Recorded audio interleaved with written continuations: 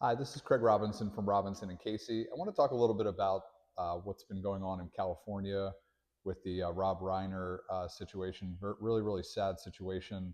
But there's been a lot of talk about the laws in California and how they differ from the laws in Florida.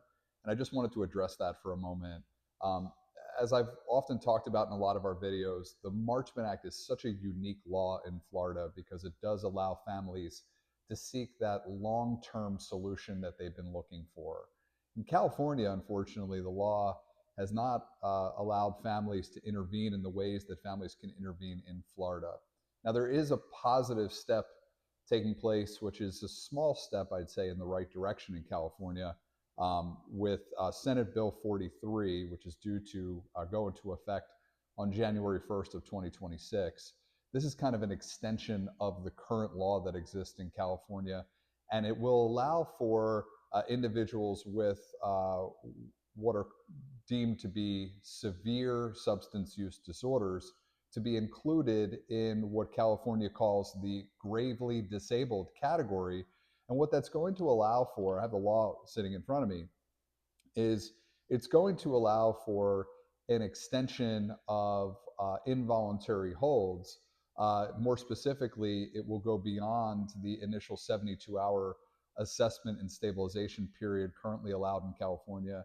And it will allow for extensions initially for a period of 14 days for what is called intensive treatment, and potentially for 2 additional 30-day periods for intensive treatment.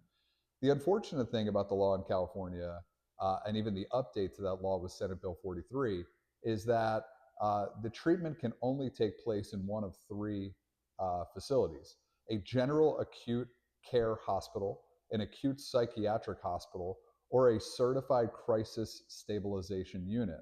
And so the real difference still in California is that most of this treatment is taking place for involuntary purposes, in a hospital setting or in a crisis stabilization setting, where there really is no longer term solution where an individual can be placed into an involuntary hold at a treatment facility where they are commingled with patients that are there voluntarily.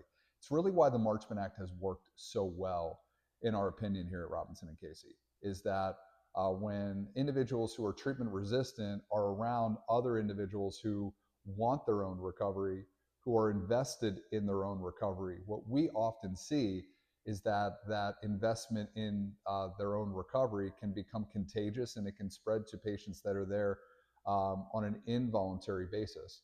And I only have to wonder if the Reiner family had had such an option as we do in Florida, because from what I have been reading, there were diagnoses of mental health conditions like schizophrenia potentially, and also some substance use disorder, which has been present over the years. And it really seems, from what I've been reading, like the family may have lacked a long-term solution like the Marchman Act.